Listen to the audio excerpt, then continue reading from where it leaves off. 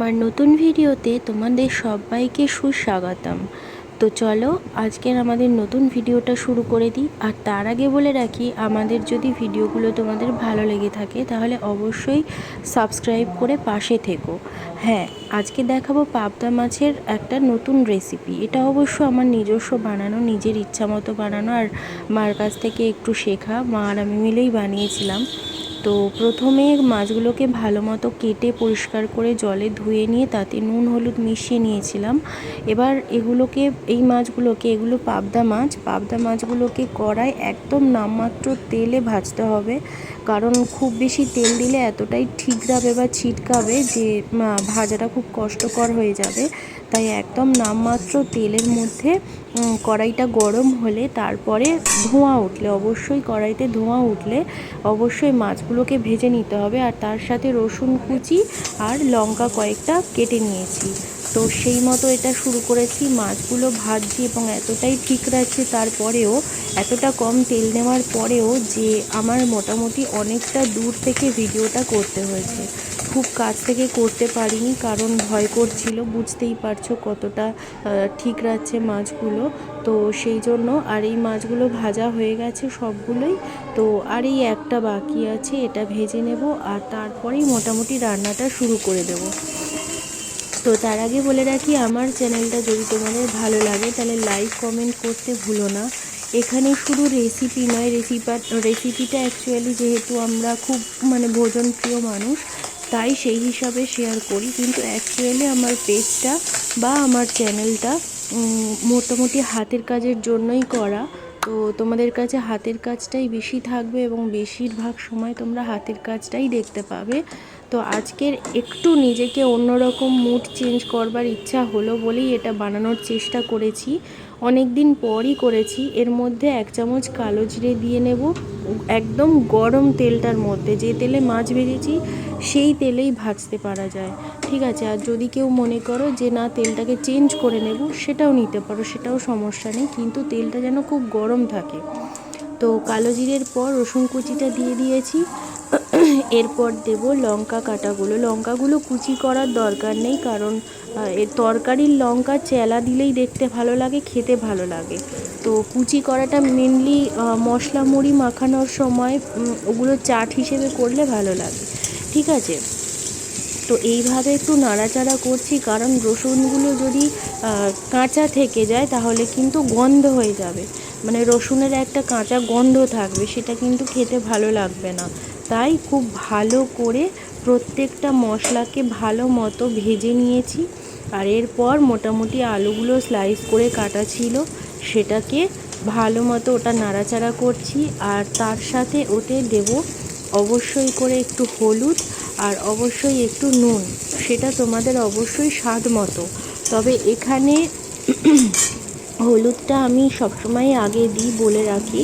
তার কারণ হচ্ছে হলুদটা শেষে দিলে তরকারিটা লালচে হয় এবং দেখতে ভালো লাগে না, স্বাদটাও অন্যরকম হয়, একটা কাঁচা কাঁচা স্বাদ হয়। তো সেটার থেকে হলুদটা যখন কষা হয়, যে কোনো মশলা কষা হয়, তখন আমি হলুদটা দিয়ে দিই, যাতে করে ওই মশলাটা কষার সাথে খুব ভালো মতো ওটা সিদ্ধ হয়, ঠিক আছে, সেই জন্যই দিই। আর সেটাই তোমাদের সাথে দেখালাম। তো এরপরে তোমাদের কাছে এই পুরো ভিডিওটা দেখার অনুরোধ রইল। দয়া করে প্রত্যেকটা ভিডিওর স্টেপগুলোতে, যেভাবে তোমাদেরকে দেখিয়েছি স্টেপগুলো প্লিজ ফলো করবে। আর নুনটা আরও একবার বলি, নুনটা তোমাদের স্বাদ মতোই দেবে। আমরা নুন খুব কম খাই। এখানে তোমরা যেটা দেখছো, আলুতে মনে হচ্ছে অনেকটা নুন দিলাম, কারণ এর সাথে কিন্তু মাছ অ্যাড হবে, প্লাস জল দেওয়া হবে অনেকটাই, কারণ আমরা খুব হালকা খেতে পছন্দ করি, রিচ খাবারটা একদমই পছন্দ করি না, আর খেতেও ভালো লাগে না। আর মাছটাও ভেজেছি খুব হালকা করে। তোমরা যদি মাছটা আরও কড়া ভাজতে চাও, আর একটু সামান্য করে তেল দিয়ে অল্প অল্প তেল দিয়ে একটু করে ভেজে নেবে, তাহলে মাছটা খুব কড়া ভাজা হয় বা ভাজা যায়, ঠিক আছে। এবার কড়াটা যেহেতু খুব গরম হয়ে গেছে, ধোঁয়া উঠছে, তাই তাড়াহুড়ো করছি। আর তার মধ্যেই মোটামুটি এটাকে যতটা সম্ভব আলুটাকে সিদ্ধ করে নেওয়ার চেষ্টা করছি, কারণ মশলাটা ভিতরে না ঢুকলে স্বাদ কিন্তু হবে না। তো তোমাদের বলার অপেক্ষা করিনি, কারণ অনেকটাই ধোঁয়া উঠছিল, তাই জলটা দিয়ে তারপরে তোমাদের সাথে ভিডিওটা শেয়ার করেছি। এর মধ্যে আলাদা কোনো ইনগ্রিডিয়েন্টস কিন্তু অ্যাড করিনি, ঠিক আছে। তো এইভাবে মোটামুটি যখন মানে এটা গরম হয়ে যাবে, অল্প ফোটা শুরু হয়ে যাবে, এটা হাই ফ্লেমে দিতে হবে বা মিডিয়াম ফ্লেম, কিন্তু লো ফ্লেমে দেওয়া যাবে না, ঠিক আছে। এই দেখো ফোটা শুরু হয়ে গেছে, আর যে রঙটা এখন দেখছো একটু পরে কিন্তু সেই রঙটাও চেঞ্জ হয়ে যাবে। আর মাছটা কিন্তু নরম মাছ, তাই খুব বেশি ফুটকানো যাবে না, ঠিক আছে। তাই যখন মানে ঝোলটা বেশি ফুটে উঠবে তারপরেই কিন্তু মাছটা দিতে হবে, দিয়ে একটু ঢাকা দিতে হবে। তাহলে ঢাকা দিলে কি হয়, অনেক তাড়াতাড়ি রান্নাটা হয় এবং স্বাদ হয় খুব ভালো। ভেপে রান্না হলে রান্নার স্বাদটা খুব ভালো হয়। তো এটা আমাদের মোটামুটিভাবে হয়ে গেছে। এটা একটু ফুট খাওয়াতে হবে ঢাকা দিয়ে দিয়ে। তো তারপরে মোটামুটি সবগুলো রান্না কমপ্লিট হবে। আর আমি আর একটা কথা বলি, আমি এক হাতে ফোন ধরেছিলাম আর এক হাতে রান্না করছিলাম, তো সেই জন্য হয়তো ক্যামেরাটা একটু সরে গেছে। এখানে হলুদটা তোমরা চাইলে আরেকটু দিতে পারো, কারণ আমরা কিন্তু একটু হালকা হলুদই খাই। তো দেখলে তো ঢাকা দিয়ে রেখেছি, এবং যখন ফুটে গেছে তখন তোমরা কিন্তু দেখতে পাচ্ছ ঢাকা দিয়ে ফোটাটা কিন্তু খুব ভালো হয়েছে এবং মাছটা খুব ভালো সিদ্ধ হয়েছে, ঠিক আছে। দেখো হালকা ছেড়ে ছেড়ে যাচ্ছে, তার মানে এটা আমাদের কিন্তু কমপ্লিট হয়ে গেছে প্রায়। তো এরপর একটু সামান্য জিরে গুঁড়ো ছড়িয়ে দেব, দিয়ে রান্নাটাকে মোটামুটি নামিয়ে নেব।